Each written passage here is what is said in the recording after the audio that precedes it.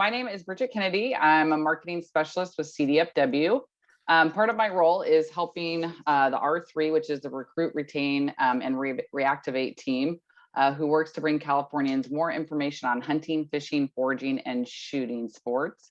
We want to thank you all for joining us today as we're going to have an awesome huddle with an introduction to wild game meat. I've been privileged to have a little sneak peek at what you're about to see. I want to avoid any spoilers for folks, but I'll just say by the end of this, you're definitely going to want to invest in a smoker and probably a nice decanter. So get ready for some fun. So these Harvest Huddle Hours, the H3 as we call them, are a virtual program that we use to connect with people all over the state and offer resources to build confidence and get you, our huddlers, more comfortable with hunting, fishing, foraging, shooting sports. I'm just getting in the outdoors and appreciating California, our state's natural resources, wildlife, and habitats. The purpose is to engage with you, adult audiences, just starting or returning to their journey and getting to the outdoors. Speaking of outdoors, our panelist today is Rick Travis. Rick serves as the Director of Development for the California Rifle and Pistol Association, or CRPA, and the CRPA Foundation. He brings 30 years of public service to his position, including working with organizations, businesses, government, and most importantly, our members. Rick develops and coordinates the CRPA's development and coalition outreach and works with California's hunting and shooting sports organizations to advance the sport. He is a certified training counselor and instructor in multiple disciplines with over 25 years of experience in that capacity. When he is not working for hunting rights, Rick can be found with his Labrador Retriever, Rocky, scouting hunting lands or hunting during the season. He's an avid game and barbecue chef, of which you'll definitely hear more about today, who cooks for numerous groups throughout the year, introducing them to wild game. Something to note, all of our R3H3 sessions are recorded. So if you hear something you like and want to share it with someone, this episode will be available on the department's R3 webpage within a few days. The webpage is wildlife.ca.gov/R3. So before we get started, some real quick housekeeping. If you're new to Zoom webinar platform, you can change the way your screen looks by clicking on that top right icon. There are two views, gallery and presenter. Feel free to play around with it. What you select won't affect anyone else's screen. You're the boss of your Zoom. At the end of the session, there will be an opportunity for audience participation in a Q&A. So please definitely get in for that. Our Q&A will take place with the Q&A feature that is located at the bottom of your screen. It's the icon that looks like two little text bubbles. Please click on it, open the dialog box, and you can type in your questions and hit enter and submit. Then our moderators will get through as many of those questions as they can. If you need to ask them during the session, that's great. We will be answering those during the session. Once again, the session is recorded and will be on our website. So once again, check that wildlife.ca.gov/R3, and we'll include that in the chat for you. And you can find all the past R3H3 recordings there under the California Wild Kitchen tab. Let's introduce our team with us today.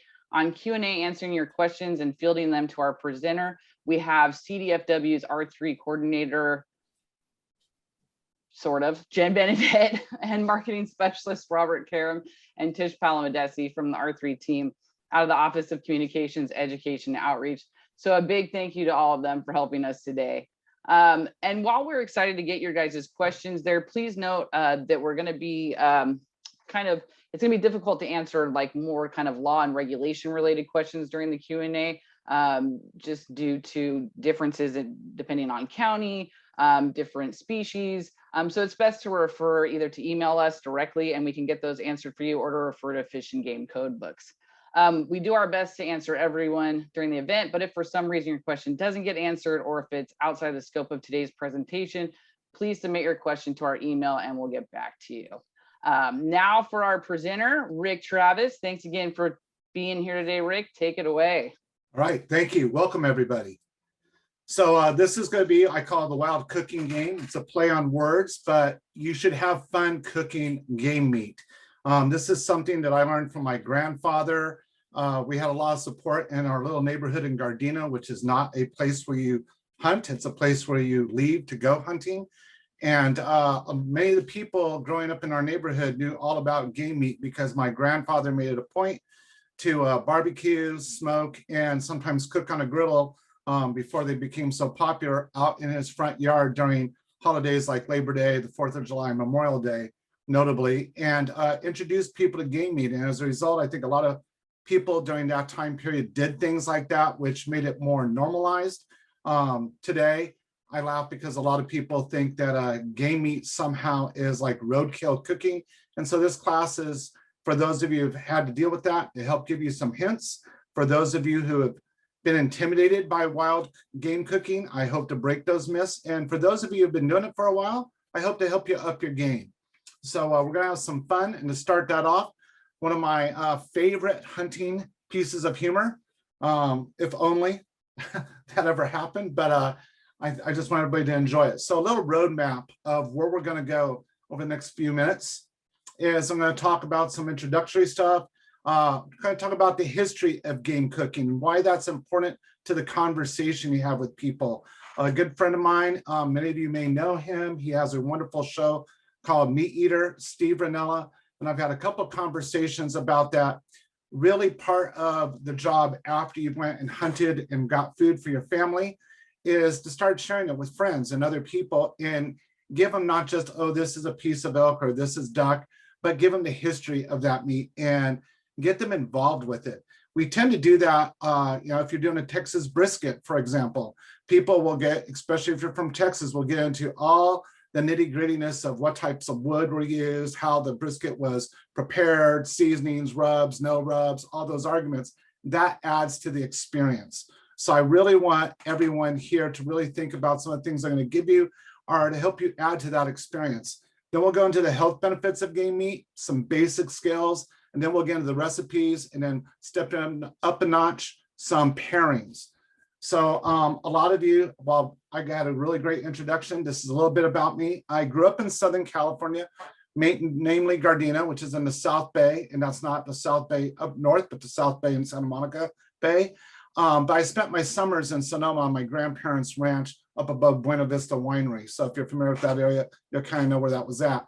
So I do have a lot of city in me, but I also have a lot of country in me.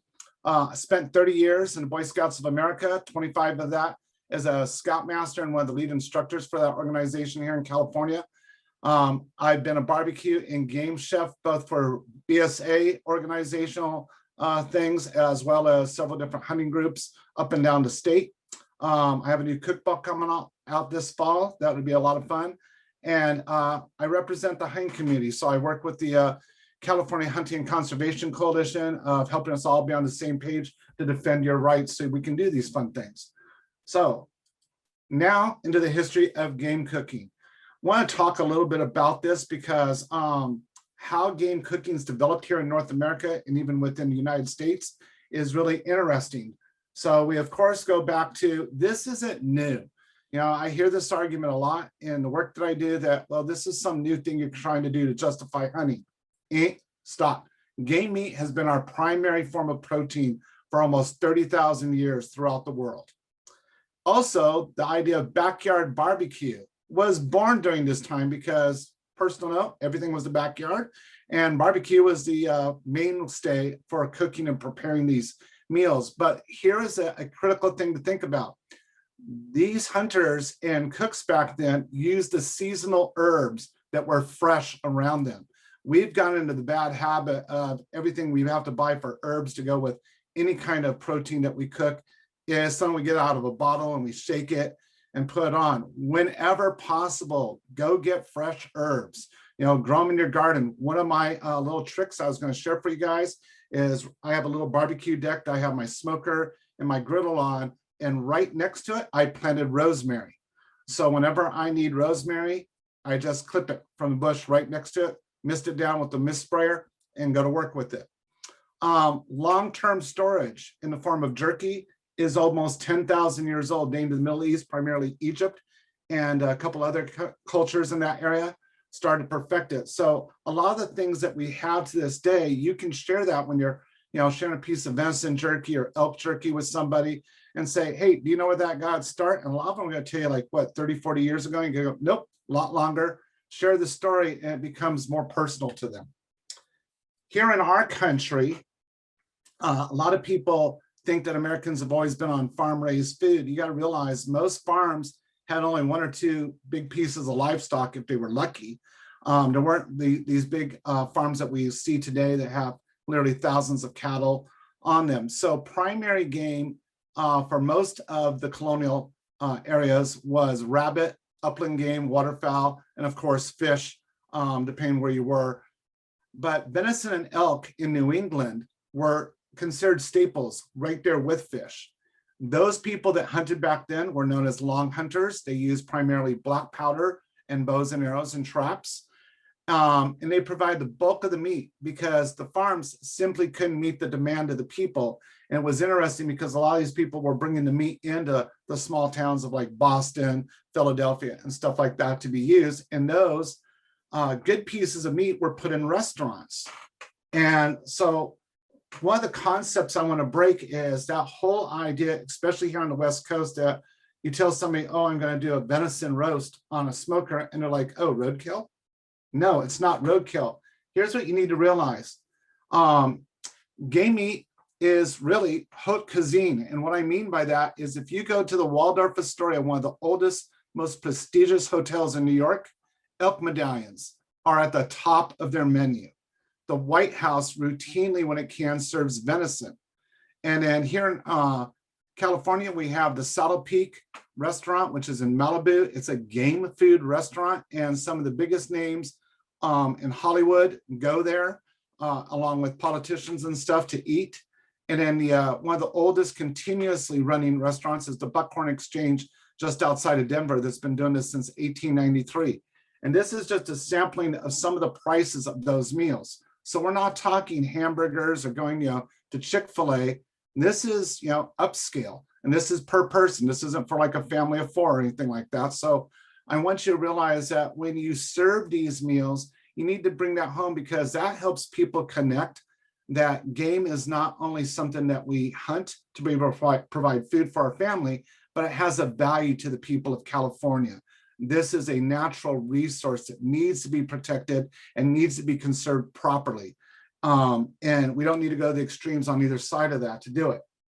But we also have to understand what game meat and how it compares and why is meat so important in America. And I think this next slide is going to be really shocking for a lot of people because I'll play on an old commercial and said, where's the beef, where's the meat?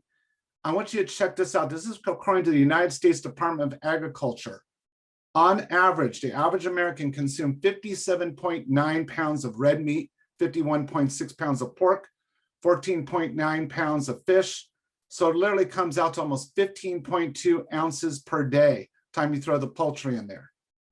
And that's going to be important because as we start to talk about meat, if you're new to hunting or new to hunting a certain type of game, when we have someone help us butcher it, or if we're trying to self-butcher at home, which would be a different class, one of the things you think about, and I use the idea of pork chops.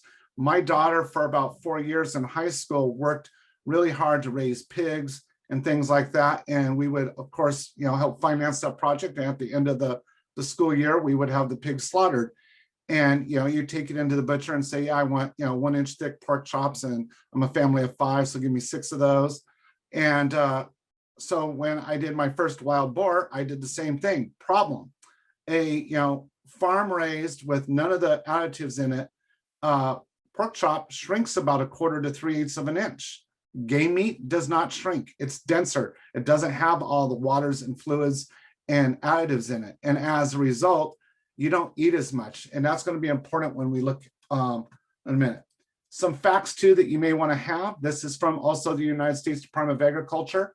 But you look at the antibiotics and hormones that cause health issues that are in farm-raised meat, along with the Food and Drug Administration, meaning that these practices have led to seizures, cancer, insomnia, and death.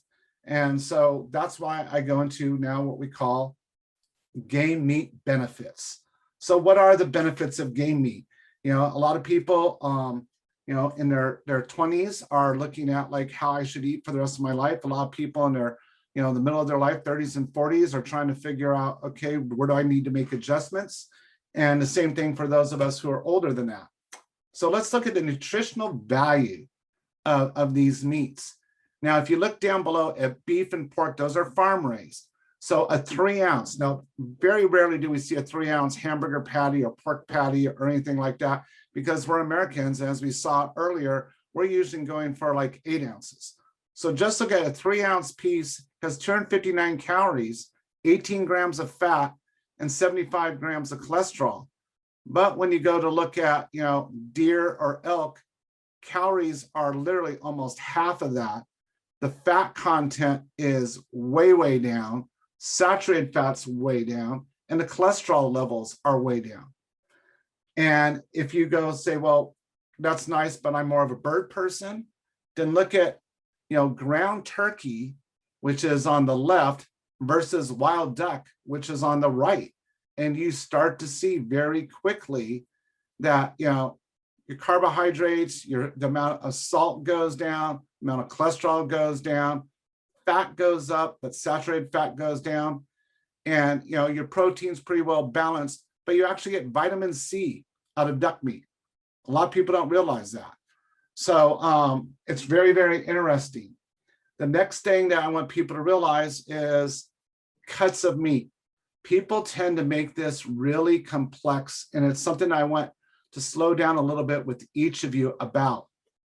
One of the issues that people have is they think that somehow game meat is different when it comes to cutting, whether that's, any of the waterfowl or upland game. If you've cut open a chicken, a Cornish game hen, it's just a size difference. Everything is in the same place as it would be. When it comes to, deer, elk, moose, bear, pork, they're the same as a pig or a cow as far as where those prime cuts of meat are. So they don't really change. So once you learn with, one bird and one piece of big game, you're pretty good to go to figure out where things are going to be at and what you want to cut to make it. And, this slide will obviously be in the video afterwards that you can obtain, but when you go to look at it, you're going to be able to see where those cuts of meat are and make the decisions. But, all this is to say, yeah, but can I really afford it? So I put this out. For that venison, this is a deer. You have to realize that venison runs about $3.75 per pound on average if you're hunting on public lands. Now, of course, if you go to some other setup, those prices will increase. But if you go to look at, these are current prices as of 4 days ago, ground venison statewide. And this venison is not as natural as I would prefer, because it comes off of either farms in New Zealand or other places where places like Sprouts or Mother's or other health food stores can buy it. Ground venison's $13.50 a pound. The stew meat's $13.95. But look at what tenderloin goes for. That's $60 a pound. So when you take the average deer, it yields about $1,600 of marketable meat, which is actually saving you $1,200 to feed your family better meat, better quality, healthier. And, as a result, they're going to be happy. You're going to be happy because you're providing this incredible food source to them. And one of the things that's going to happen too is they're going to figure out that, hey, this is really a great thing because I'm able to improve the health of my entire family. And there's a lot of research. Unfortunately, I wasn't able to get the latest report, but there's one that is coming out from the Mayo Institute that shows that if you are fighting cancer and going through chemotherapy and things like that, and you're on a protein-based diet, that if you're on a game-based diet, you have over a 34% better chance of beating cancer than if you weren't on it. That's a significant number. And so this is another reason why this resource is so precious. So the next big barrier that I find most people have is, well, I don't have the skills, Rick, to do this. Like, this is so complex. How would I ever do this? So we're going to talk about basic skills. There are some minor differences to cooking. And we're going to go over this. That portion size, as I said before, game cooking is smaller. Generally speaking, if you're used to an 8-ounce pork chop, I tell people to go to like, 3 to 4.5 ounces. That's enough, because otherwise people are stuffed, and if people eat it and they get too stuffed and they don't enjoy it. And so you want to have a good experience. Moisture control is another one. So a couple of the recipes I'll talk about, especially when I get to the pairings, I'll talk about what kind of moisture control you should be doing. But some of the game meat, you got to realize, like on a wild boar, if they're truly wild, they don't have bacon. And you're like, wait, what? Yeah, they don't have bacon because they're running around. My other one to make fun of is turkeys. It's like all of us have seen the classic movies from medieval times, whether it's Robin Hood, Princess Bride, or everything in between. And we're used to seeing that famous, iconic, scene where the king and his people have the big turkey leg like you get at the county fair. Yeah, that doesn't happen with wild turkeys. They're running around so much. They're good. Their legs are good for soup bones. They're not good for, rolling in some flour and putting it in a deep fryer and coming out with that big turkey leg. Doesn't happen. So, and plus turkey tastes differently when it comes from the wild. I think much better. It tastes more like beef than it does like the store-bought stuff. You also don't want to over season the meat. And you got to take into consideration some of your meat actually follows the old adage is you are what you eat. So, if you've got bears that are eating fish that are rotted, bear meat can not taste so great. But if you got bears that are eating berries, it's amazing. If you have, wild boar that's eating a lot of walnuts and acorns and stuff like that, it's going to have a little bit of a nutty season that you may want to use some different herbs to balance that out and bring it out. So don't over season, practice. And this is the first of probably many times I'll say it in this presentation, but keep a diary. And talking to some of the people prepping this, Bridget was one of them. We were talking that all of us have recipes that are standard recipes we cook. But if you think about it, there are times where your family's like, oh my gosh, that was so amazing. And then you go and cook it again. But because you didn't write down the 2 or 3 little tweaks you did when the family thought was amazing, when you serve it to your friends, are like, yeah, okay, that was, thanks for dinner. But there's no comments. This is part of the game of being a good chef, is write down the different things, write down the time of the year you were smoking or barbecuing or cooking over the stove, what kind of herbs you used, where you sourced them from, where the meat came from. All those things feed into how the recipe gets. So I have actually like sometimes 3 or 4 variations of the same basic recipe based on where I'm getting stuff from. So I know how to keep it normalized. Don't overcook. Game meat, this isn't like, I hate to do this to those of you who have Traegers because I know they're a great thing, but this is not set your piece of meat on it, put it on a standard timer and walk away, because you can have bad results, both undercooked or overcooked. Game meat cooking, especially if it's outdoors, you got to watch it, you got to pay attention to it, you got to love on it a bit. After having said all that, this is fun, folks. It is like the most enjoyable thing to go out and do. Get to be out in nature, even if it's on the back of a balcony in an apartment building, you can do it there too. But this is all about experiencing and having fun and bringing joy to people. So now we're going to go with some recipes. This, I didn't put the recipe in because I think all of you will get a big kick out of this. So these are obviously garlic cloves. All I did, it's a simple step. You cut off the top, so you expose the garlic like you see here. And then what you do is you put them on a bit of foil and you put them in your smoker. So these particular ones I had done with cherry wood, which meant the cherry wood smoked for about an hour, imparted that smoke to the garlic. So I had this garlic cherry wood that I could use. So I used some of it in one of the recipes, but then the rest of it I just put in a canning jar and I put it in the fridge, and it keeps for about 6 weeks. You can use it in spaghetti sauces, pulled pork sandwiches, you name it where you use garlic, you can substitute this in. It's one of those things that just gives a different flavor set and just upscales what you're doing. We're going to look at actually 4 recipes. There's a wild pull boar sandwich. We're going to talk about some game chili, a Scottish duck, and I also threw in some smoked elk, which is why I tossed this other slide so you guys didn't think I was pulling a fast one. So here we'll go the wild pulled boar sandwich. This is probably the easiest recipe I put on here. It is one that I traditionally do every July 4th. I smoke at least half of a boar over the barbecue smoker, and then I serve it up to my neighbors. As you can see, I use different buns. So sometimes I'll use a brioche bun. Sometimes I use like an Italian sandwich bun, whatever you got in hand. And as you can see, I've used cheese and a cold slaw and things like this. Remember, wild boar is overly abundant throughout this state and all our neighboring states, and it's always a crowd pleaser. But we're going to talk about how to make that. So first thing is your seasonings. You want to go get your seasoning ingredients, put them on a plate like I'm showing here. Make sure you do this, because one of the biggest mistakes I find in new chefs or people trying to do this is they forget, oh, did I put the garlic powder in? And so sometimes they omit it, and sometimes they put it in 3 times and then wonder why it tastes differently.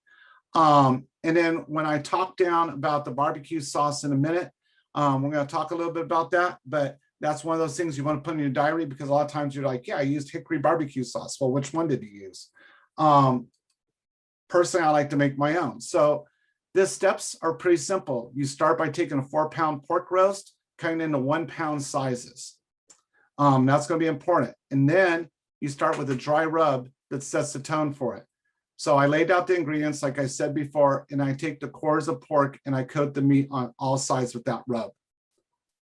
Then I set, in this case, an Instant Pot, because I was trying to make this easy for those of you at home and don't have barbecues and smokers because you haven't bought them. I tell you to put a couple teaspoons or tablespoons of olive oil in it. Once it's hot, sear the meat on all sides for 2 to 4 minutes. Okay? And repeat the process on all of that.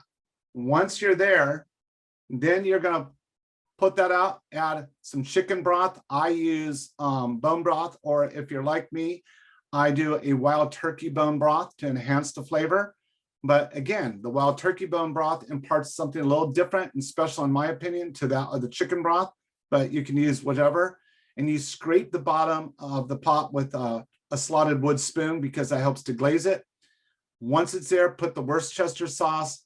I use mesquite liquid smoke as it flavors the meat like it was slow roasted over real mesquite. And then you place them all back inside, seal it, let it go for about 60 minutes, let the pressure drop for 20 afterwards. Here's the next step. Get yourself a pair of those bear claw shredders. It's the easiest way to do with your fork and hands, prevents you from cutting yourself, because I've seen that happen to some people. And then really try to find a great barbecue sauce that you work on. There's plenty of books. I wasn't going to go into that, but that sauce placed on this with some homemade coleslaw is what takes this meal from being a good meal to a great one. And don't ever satisfy for good. Always strive to go to great, and you will always please the people you're working with. Next one, this is actually an award-winning chili recipe. Part of the rules in chili competitions is once you win with your recipe gets retired. So, you know, this is fun because a lot of times as hunters or as people that have friends who are hunters, you end up with some different meat, and towards, you know, later in the season, you're like, wow, I have like a pound of this, 2 pounds of that, half a pound of that. Well, this is your recipe, because I encourage you to take this in. A couple of things I do want to highlight. Did spend some time in Texas, and I'm a firm believer there is bean meat soup, and then there's chili. Chili has no beans, and that's going to be the only argument I'm going to make in this whole thing is there's no beans in chili. So this is the wild game chili ingredients, and again, you're going to be able to get this afterwards. But again, we're using, you know, fire roasted whole peeled tomatoes. Obviously, any of these things in here, if you have your own garden like I do, go to your garden for it. But if you don't, I want you to feel perfectly comfortable going and grabbing this stuff from your local store. And so this is the chili. And then here's the fun, sorry, went a little too fast. Here's the white chocolate tomatillo sauce. So a lot of people are like, what are you doing? I like my chili hot and spicy, but I also like to entertain people. So white chocolate tomatillo sauce is something I picked up when I was stationed in the Air Force in New Mexico. And they will put this on the blazingest hot chilies. And when you do it, it's kind of like fireworks going off in your mouth. You get the spice, but you get the cooling of the white chocolate tomatillo sauce. It's just amazing. And like I said, when we pulled this out, it was absolutely wonderful. So how hard is this to make? Not much harder than the last recipe. First thing you're going to make is the white chocolate tomatillo sauce. And then you want to put that away in the fridge and let it cool down some. And then you're going to start toasting your almond seeds and then the sesame seeds until they're brown, and then set those aside. Going to grab a food processor. You add your stock, your garlic, your tomatillos, your jalapeno, your lime juice and zest and puree. And then you add the toasted seeds to mix and puree again. And now you transfer the contents of the food processor into a sauce pot over medium heat, bring it to a simmer, add the white chocolate chips and stir until smooth. Combine the cornstarch and water until you get the sauce dry that thick, bring it to the boil. And then you adjust the taste a little bit with salt and pepper. For the chili, you do that second. If there are two of you cooking together, you know, you have your hunting buddy, which for me, one of my hunting buddies is my wife, so it works out really well. We can work side by side. One of us makes the sauce, one of us makes the chili. But again, if you want to do this outside, I'll a lot of times do it on the grill, but you can do it inside a kitchen, even in an apartment. You want to heat that skillet over medium heat with olive oil. You add your ground or finely chopped meat to the skillet, turn around for about 12 minutes. So once it's all browned, add half the onions and garlic and cook for another 10 minutes while starting to set aside. Then you want to drop in your fire roasted tomatoes and tomato sauce. And yeah, I did say fire roasted because fire roasted tomatoes brings out an amazing flavor profile to this chili. And then you want to place that mix in a large pot over medium heat and stir in the meat and the remaining garlic and onions. And then you add your remaining spices, the peppers, the beer, and then reduce the heat to medium and stir occasionally for 2 to 3 hours. One of the things I want to talk to you all about is as you make this recipe, you may want to add a little bit more spice. So play with the types of chilies you use. You may want to tone it down a little bit. So then play with the tomatillo sauce or add sour cream or other things to it. But remember, keep that diary. So you know, like, oh, when I did this, the reaction of the crowd was X versus when I did that, and the reaction of the crowd was Y.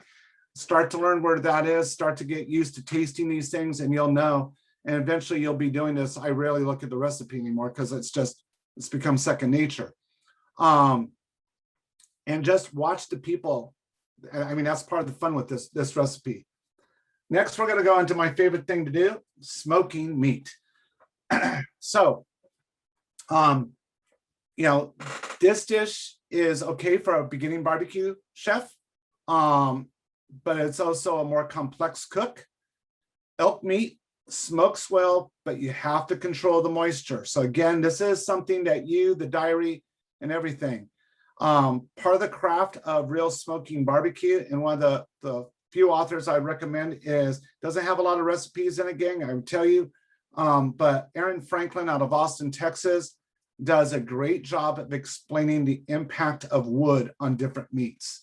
And a lot of people that live in the city, I live in Huntington Beach, so obviously I don't have the forest that some of my friends do to go down and cut my own mesquite or my own hickory or almond wood for that matter, like a lot of people can in the Central Valley. But you can go to builder supply companies, and a lot of them are who gets the wood for your local restaurants. That's where they source it from. And you can go to them and you can get a 20-pound bag of wood to smoke in your fires, even if you live in downtown San Francisco or Los Angeles. So don't be intimidated and think, oh, well, might as well not listen to what Rick's going to say because I can't get the wood. Yes, you can. And it's not cost prohibitive at all. In fact, a lot of times you get the wood at the same price you would charcoal, and wood's so much better. So it's a simple recipe, folks. It's a 2-pound elk roast, 2/3 a pound Italian sausages, which is about 2 sausages. If you don't like Italian, and this is where you can add hot Italian, sweet Italian, if there's another sausage you like, and then a pound of applewood bacon, thick cut. You want it thick, okay?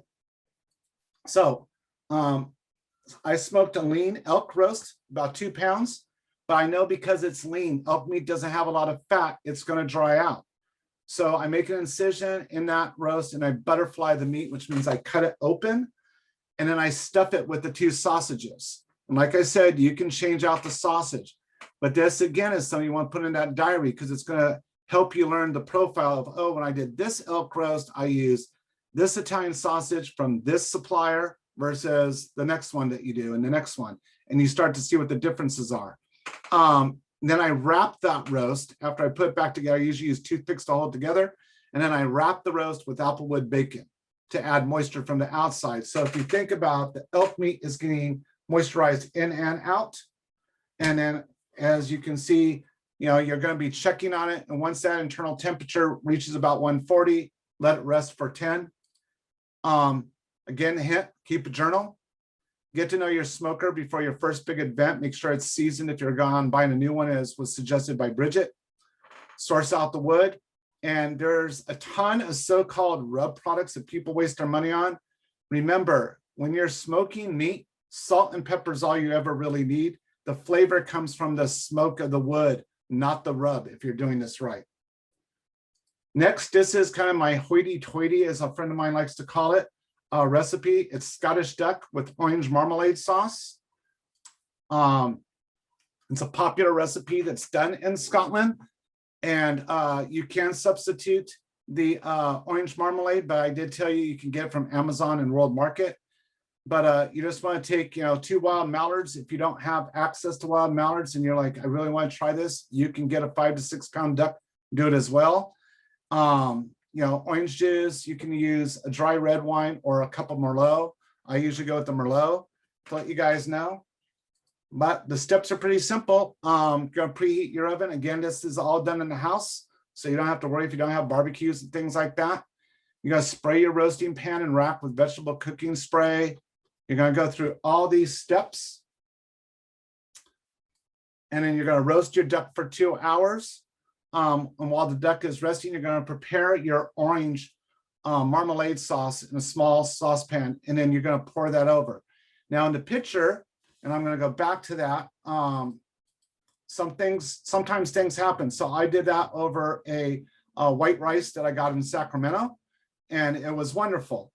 Presentation's everything. So you want to put the sauce over the duck quarters. I did in this case, right over the rice and everything, used as a flavoring. Normally when I prepare it, I use some steamed carrots, and I use a mashed butternut squash with butter on the side. So that's just me. Again, take notes, keep your diary, and try different things out. So Ben Franklin's one of my favorite founding fathers. He is the author of the quote, "Wine is constant proof that God loves us and loves to see us happy."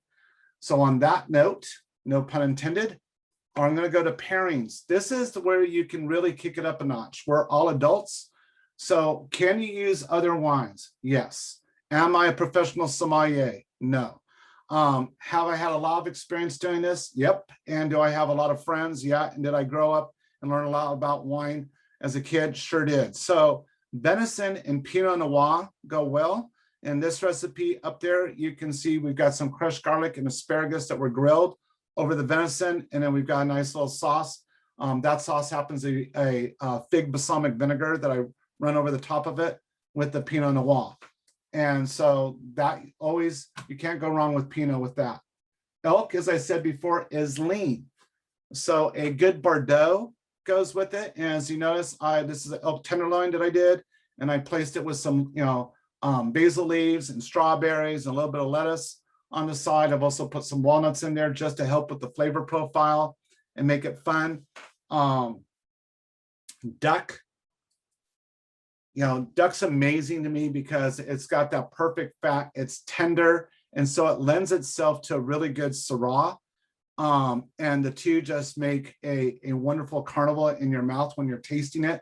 And so a lot of times I'll have people taste the duck first, and then I'll have them kind of try to clear their palate with a little bit of Syrah and then taste it again. And they're like, wow, that's like totally different, because it is. So these two play well together. For those of you that like to go hunting for quail, the classic Merlot is one of the best things because it complements, it doesn't overshadow the quail. Quail is a more delicate meat, so it's fun to play with as far as spices and stuff like that. But you can see there's some quail just on some mashed potatoes with some really nice bean salad on the other side of it. And you use that Merlot and it's amazing. Earlier today, I talked to you guys about meat that can dry out. Nothing can dry out as fast is rabbit can. And so good rabbit recipes are always going to have a really great sauce on them. So you can see this rabbit meat is laying on a bed of mashed potatoes with a sauce with some nice beans over the top of it and some other herbs. And rabbit has a density to it that a lot of times needs to be what we call cut. And Chianti is great for cutting that taste and just helping you.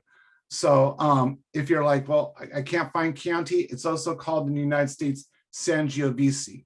So Sangiovese wine is Chianti. It's just because it doesn't come from Italy, they don't have the license and call it Chianti. Now you can be a wine snob with your friends next time you serve rabbit. Boar and Cabernet. You know, good Cabernet Sauvignon and Boar goes really well. There I have some chunked wild boar with some mushroom over some really great whole grain noodles. And so you can do this and you're going to love it. You know, you put some shredded Parmesan over the top of that and it's just delightful. People, it's just wonderful. The next one that I'm going to show you is Goose and Gewürztraminer, or I just call it Gewürz. Goose has a lot of fat in it. You see the stuffing and almost like a traditional Christmas turkey set of dishes to the side. Gewürz has that effervescence. It's a little bubbly and it's got a little sweetness to it. Whether you buy the stuff from Germany or here in California, both of those wine producing regions for this are outstanding. And you know, you serve this up and it complements, it just makes the meal a step above. This last slide that I'm going to talk to you about is turkey and Zin. And the reason I talk about turkey is I do like to cook for a crowd. And so a few years ago, I cooked a turducken, which is where you stuff a chicken, you put that inside of a duck that's stuffed, and you put that inside of a turkey that's stuffed. It's all boneless. You cook it for about 12 hours, and then you slice and you get these rings of meat and stuffing. It's really great. But my son had killed his first turkey that year. And so I had taken the turkey meat, put it in literally 2 buckchuck white wine, marinated it for about 2 hours, sliced it in about half-inch thick slices, the turkey breast, and then put it over a little hibachi grill because I was doing all this other cooking on the side. Everybody started eating that as an appetizer. 2 things came back. Wow, this doesn't taste like turkey. This tastes like almost like filet mignon, because it does. Second, they didn't want to eat the turducken because now they had all sorts of questions on like what was wrong with the turkeys they'd been eating all their life. Because if this is wild natural turkey, then what was done to the bird? Made for a great conversation. Also upset me because I had a 28-pound turducken that I had to figure out how to eat over the next 2 weeks. But all that is to say, again, have fun. This is fun. This is my dog Rocky that I had the privilege to help him hunt over the few years because he's definitely the better hunter in the pair. And I want to thank you for attending. And if you have any questions, feel free to fire them off and we'll answer them.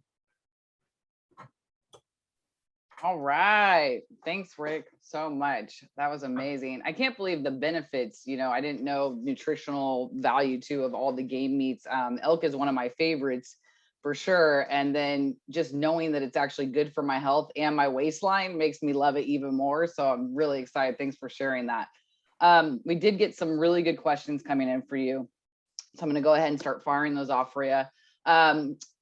Someone said, and of course, this is absolutely true, your entire presentation was mouth-watering. What is your favorite wild game to prepare? Probably, I'm torn between elk. I love doing smoked elk roasts and things like that.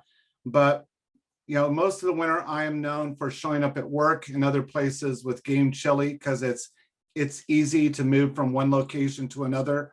And so I get people like you, Bridget, it's like, you're not showing me love. And so that's the easiest way to do that. I love it. Yeah, award-winning chili. Thank you for sharing that too with everyone.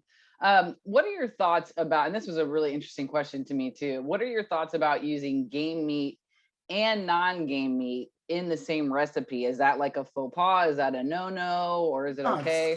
It's never a faux pas. I try to get people to look whenever they can at different options. You know, if you're really comfortable, I have actually side by side smoked elk and brisket together and then served them together and try to have people guess which is which, you know. And so have fun with it. Like I said, cooking should be fun. It should not be a chore. It should be something that you enjoy. That's awesome. So, obviously, as we talked about in your bio, you do cook wild game for folks, which I have heard other people say, hunters especially, that's a great way to get people interested in wanting to learn more about hunting.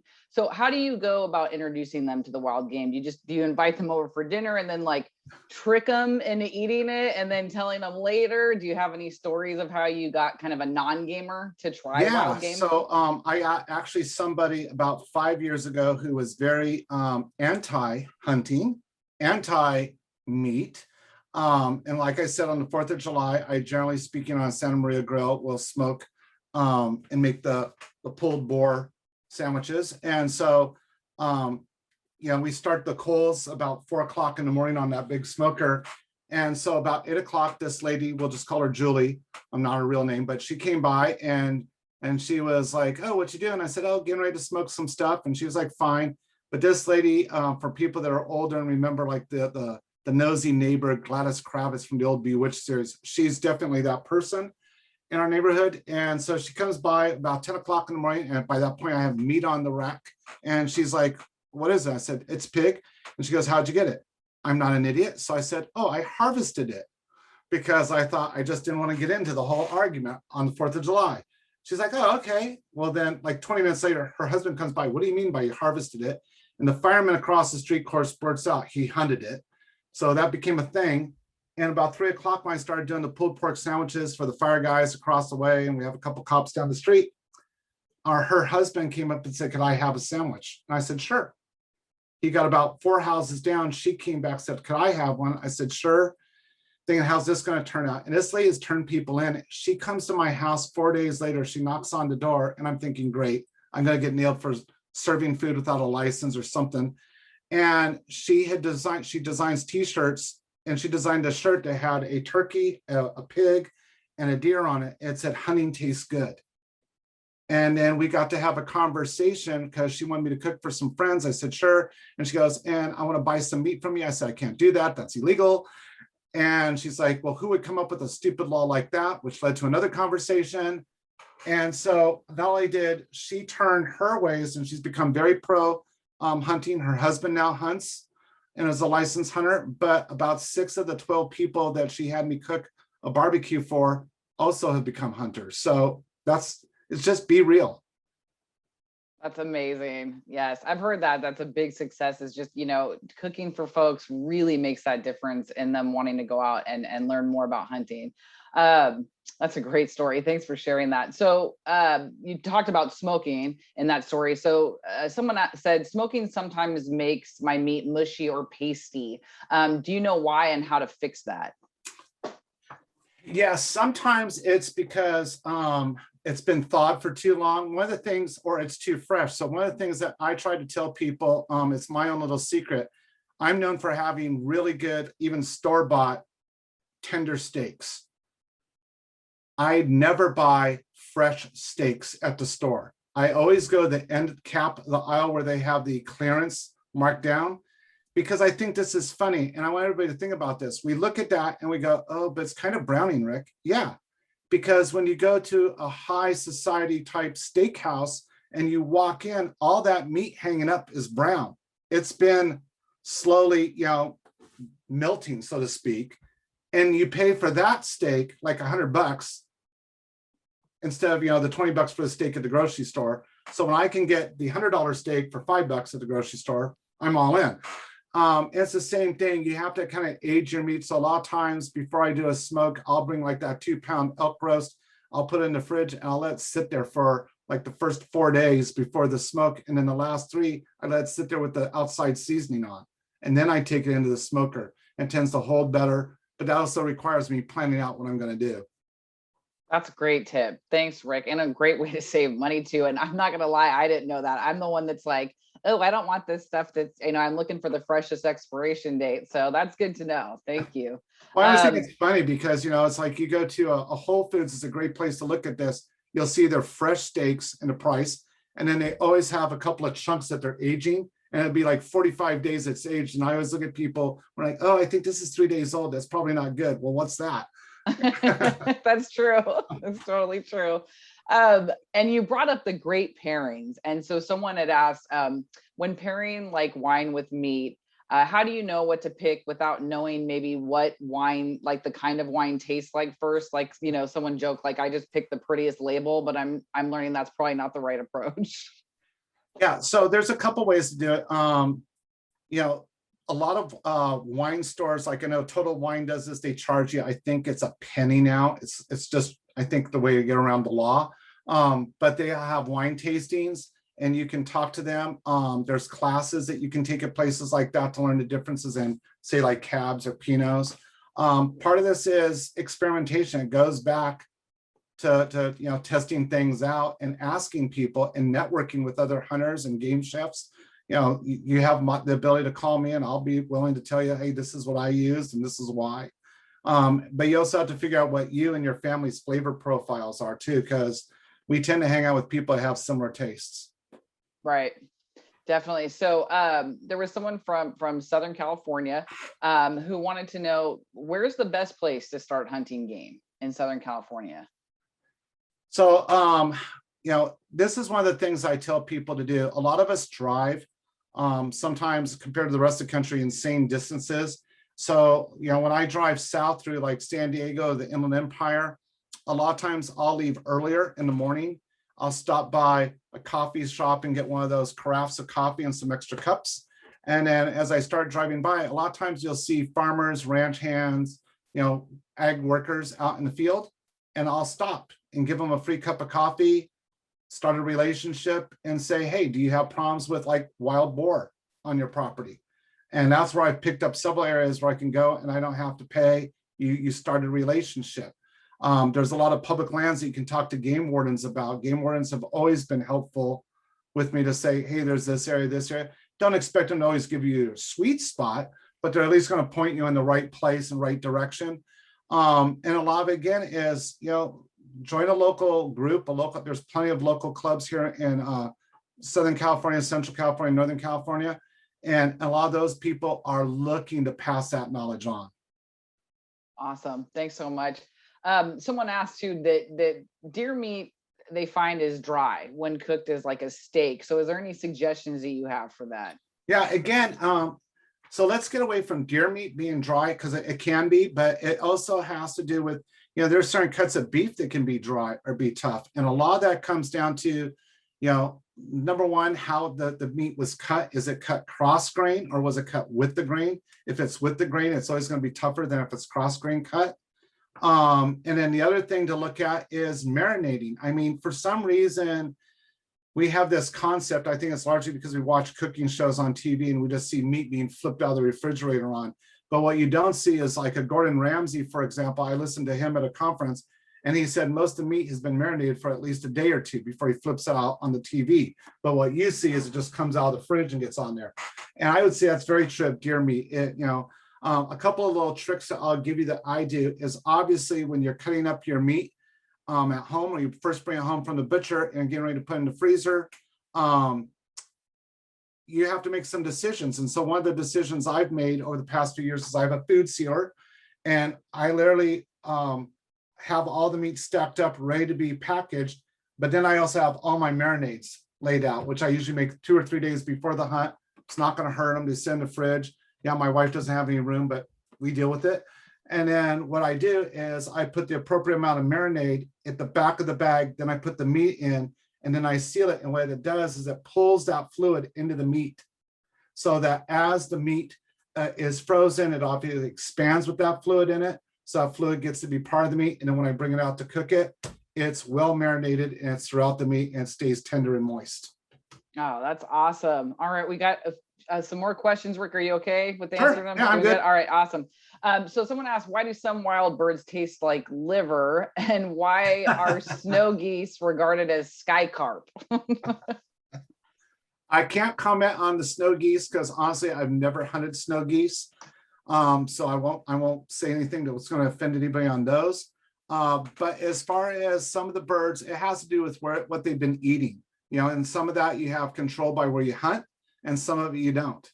You know, it's like, it's anything else. I mean, I think one of the things we struggle with is we have what I call, I don't mean it offensive because I've done it myself, but we have hunting and we have freeway hunting. And freeway hunting I define as, you know, that deal where you just show up and you go out somewhere and you pull the trigger and you bring something back in the same day. That's freeway hunting. You really didn't have to go that far and study your game. One of the things I would encourage people is study your game, just like you study your food sources. I mean, that's one of the places we've got out of touch with our food is, you know, not realizing, you know, different foods at different points are called different things. You know, fennel seed is something different when it's younger versus older. You got to learn those things. And so one of the things I encourage people to do is learn more about the game, learn where it comes from, and then also, again, go back to those clubs and talk. I have a really good friend, former warden, who the first time I had teal, it tasted like, and I won't even say it, but it was not good. I had no desire. And then about a decade later, he had smoked it and seasoned it, and it is now my favorite waterfowl to eat. And so I went from absolute disgust, and it was all about preparation and his knowledge of how to smoke it properly in the right woods. So it comes down to a formula. It's no different. You know, you overcook spaghetti and your kids, they hate you for life. I know. Very true. Very true. So, and you kind of brought this up a little bit with, you know, where to go, who to ask and things, but do you have any other tips for folks that are kind of wanting to get into cooking game meat? They're maybe afraid to spend the time to either they know how to hunt or they don't take all the time to do it and then mess up this recipe when they get home to try to cook it. You know, YouTube's great, but you can't really ask questions on there. So So one of the things I tell people is start off with a recipe that's simple. And so probably in the ones I gave you today, the chili is the most accessible recipe. You can go to a, like I can just see here in the LA area, and I know it's the same up in the Bay Area. You can go to a Mother's Market, you can go to Whole Foods, you can go to Sprouts or any store like that. And you can pick up at any time ground, you know, bison meat, ground elk, ground venison, etc. A lot of times they'll have ground wild boar in there as well, you know, and pick up a pound of each of those and then go make that chili, you know. And if you're like, well, Rick, I don't know if I want to do 4 pounds of meat because it's just me and my roommate, then fine, you know, cut each of those in a half a pound, throw the rest into a freezer bag. That becomes your next chili routine and do it. right. So, and you had mentioned too with the marinades and kind of like it soaking it in and all those processes with regards to getting it prepped for the cooking. But what's the best way to care for game meat? Like if I'm packing it somewhere for multiple days to make sure it doesn't spoil on my way, you know, out. I know we mentioned the aging, which is actually a good thing for some of it, but if you're talking like right after you've hunted it or harvested it. I think maybe if it just says, yeah, I'm packing in somewhere for multiple days to make sure it doesn't spoil on my way out of. Yeah, my biggest thing is I put it in a game meat bag. This is what I do. I put it in a game meat bag, and I get that meat cooled down as fast as I can. And then, you know, I put it inside the cooler and then, you know, work to get it to a place where I can start to process it and freeze it, you know, fairly quickly. Sometimes that's a little easier. But I've also found that many times, other than people are hunting boar in the summer, most of the time when we're hunting, it's already fairly cool outside. So once you get that skin off of it, you're already getting the meat cooled down where you're going to be okay for a couple of days. Awesome. Thanks, Rick, so much. Thanks for answering all those questions, you guys. We did go over time a little bit. For those of you that stayed on with us, thank you so much. If we didn't have time to get your question answered, please remember you can always find resources on the R3 webpage. Or you can email us at the R3 statewide program at wildlife.ca.gov. And please join us, you guys, for our next upcoming R3H3 sessions on July 23rd. We're going to be able to join members of the CDFW fisheries branch as they discuss all things bass, from largemouth, striped, and salty. Tune in to learn the basics on catching your favorite species. And then on August 6th, we present a day at the range, understanding the different types of firearm ranges. So those will be coming up. Look for those. Please also note we're in the process of changing our registration process by August. So the R3 calendar on our department social media accounts will be the best place to stay up to date on R3H3 offerings. For the time being, when you go to register, look at other CDFW events offered from Advanced Hunters Ed as well. You may be surprised at how many resources and virtual resources we're offering right now, especially to make you all better hunters, anglers, foragers, and shooters. I want to thank Tish and Jen for monitoring the Q&A today. And big thanks to Rick Travis for being here with those recipes. I'm so excited to try them. And lastly, a huge thank you to all of you, our huddlers, participants, for taking the step to educate yourself and becoming the best hunters, anglers, and foragers you can be. Remember, again, this session is recorded and will be on the R3 webpage in the coming days. So I want to thank everyone again for being here. Rick, thanks so much. Have a great day, everyone, and a wonderful weekend.